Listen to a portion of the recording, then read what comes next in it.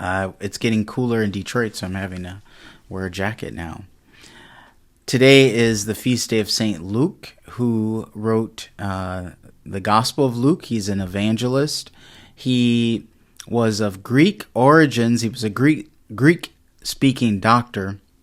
He's also the author of Acts. In addition to that, he was a disciple of St. Paul. So a lot of what Luke is writing was from St. Paul and some of the early apostles and disciples that Luke would have known.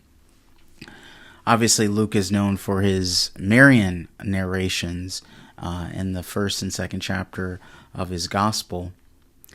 Today's gospel highlights those first 72 disciples. Remember, there were the 72 disciples who then had 12 apostles appointed by Jesus, and then you have the three closest to Jesus, so Peter, James, and John. But the 72 was this larger group who goes out to announce the good news. And we find in the gospel today Jesus speaking about peace, having someone's peace rest with them, and do not move about, right? Stay in one place, eat what you've been given. And I often think about that in our contemporary times of what does it mean to be a disciple today? And I think we can actually adapt some of the National Church Jerusalem's approach to missionary, meaning we should kind of go out two by two, that there is this communal aspect of announcing and preaching the gospel, and it becomes very stable within a community. It can't just be, one person showing up here, leaving and going, and this, that, and the third, but that it has a communal aspect, and it's within stability. And from there, you can really raise up a community.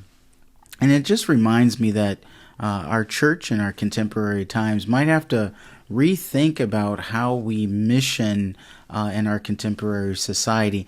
And the best way to do that is to go back to our forefathers. What did they do? How were they so effective?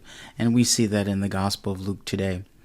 The other point about today's feast day is that you see within the National Church of Jerusalem already non-Jewish people that belong to the mystical body of Christ. It was from its very foundation a community of people of different ethnicities and tongues and peoples.